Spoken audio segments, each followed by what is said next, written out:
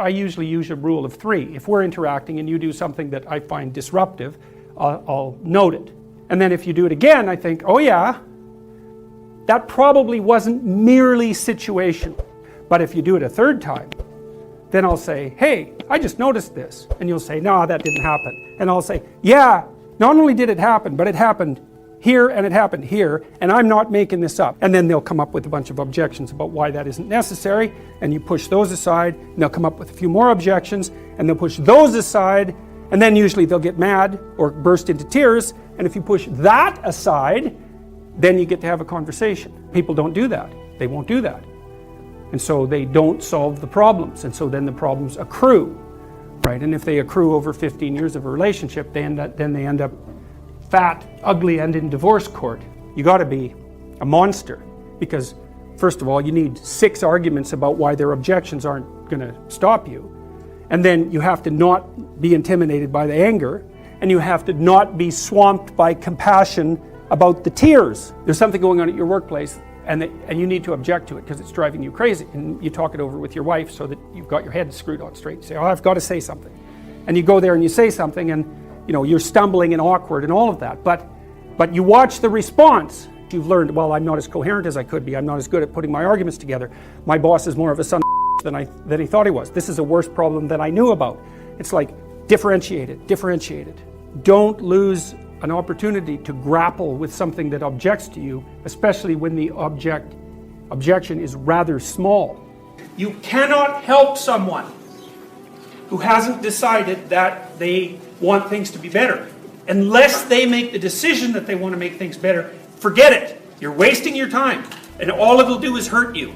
So the person has to step forward, in a sense, and say, well, you know, there's something not right about the way things are going for me, and it could be better. And someone else might be able to help me figure that out. Lots of times when people are talking, what they're trying to do is to impose their viewpoint on another person. I'm right and you're wrong, and I'm just going to hack at you until you shut up or you agree. Really, you'll never agree, because you just don't get someone to agree that way. It's not possible. But you might be able to cow them into silence or anger. A therapeutic conversation, which is a genuine conversation, is one in which both the people in the conversation are oriented towards a higher state of being while they're conversing. If the conversation isn't engaging, then that's a sign that you're not having a conversation. And that's a really useful thing to know too. If you're talking to someone and they're not listening, shut up. Just stop. It's like you could tell if they're not listening. And if they're not listening, quit saying words. If they're not listening, that's a sign that the situation isn't set up to allow you to progress on the path that you're choosing. And so then you have to stop and you think, okay, well, what's going on here? Why is the person not listening? That's when you have to wake up past what it is that you're trying to impose on the situation and explore and see what's there. And that's way more interesting than trying to impose your viewpoint. But it's very interesting to talk to people who radically differ, because they'll tell you things that you haven't considered. That doesn't mean you have to agree with them, but it's much more informative to walk away from a conversation having learned something that you didn't know. And that's especially the case when you're dealing with people who are close to you, that you will have around for the rest of your life.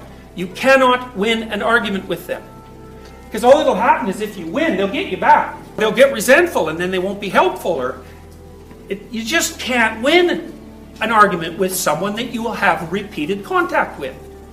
What you can do, however, is you can have a conversation. What is it that I would have to do, because we're having this argument, what would I have to do in order to satisfy you? The other person has to think, okay, what are the conditions for my satisfaction? So maybe, your partner says, you're not paying enough attention to me. It's like, all right, what do you want? Exactly. Do you want me to act differently when I come home and I'm at the door? It's like, you're feeling unattended to. What do you want? Well, then they'll say, well, if you love me, you should be able to figure that out. So the other person, unless they want to corner you into just being the kind of loser who can't figure things out, which is why are they with you then?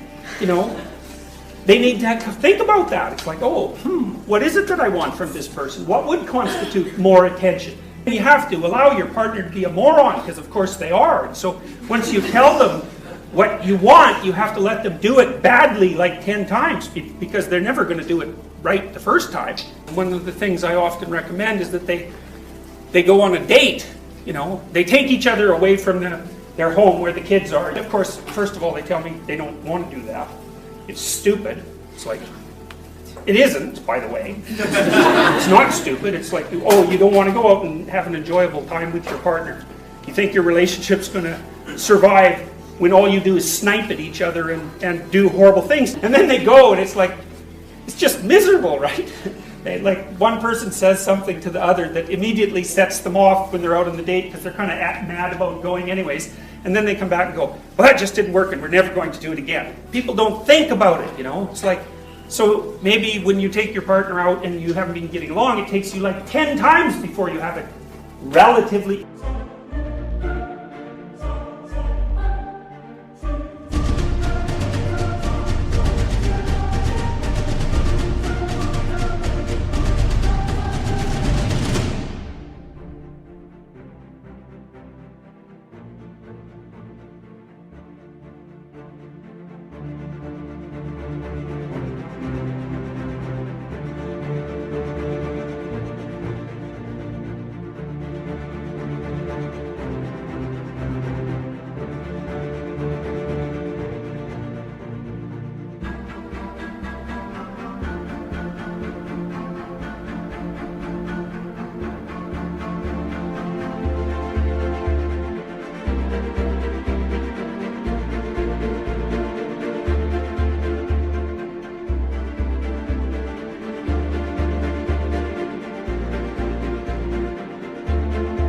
Okay time. If you practice 10 times, then you might be able to have 740 good times out together. You know, and that's an underestimate. So 10 times of practicing is hardly a problem for that kind of return.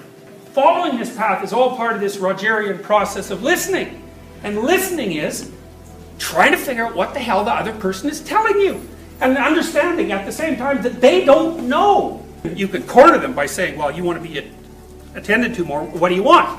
And they'll try some weird defense like I told you already. Like, if you loved me, you'd already know, which is a cliche. And it's a foolish cliche, so you can't let that stop you. There have been psychologists who've done empirical investigations into what predicts the longevity of a relationship. And the data show that if the relationship interactions fall below 5 positive to 1 negative, then the relationship deteriorates and is generally doomed. We're wired so that negative interactions hurt us more than positive interactions help us if they are of the same magnitude. So, for example, people will work harder to avoid a loss of $5 than they will to attain a gain of $5. Interestingly enough, if the interactions rise so that they exceed 11 positive to 1 negative, the relationship also deteriorates.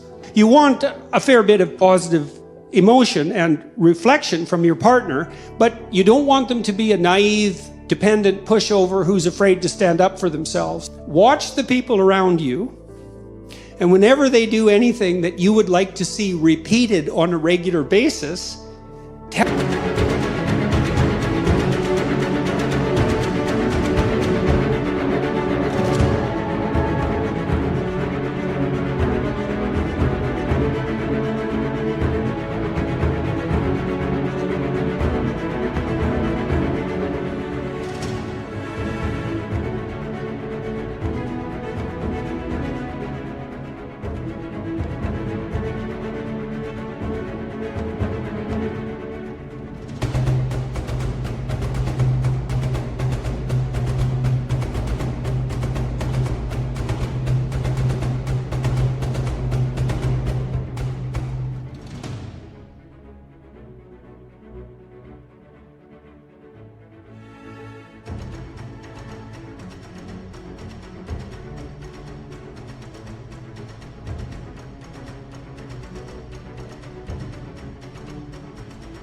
them exactly what they did in detail. Just indicate that you noticed.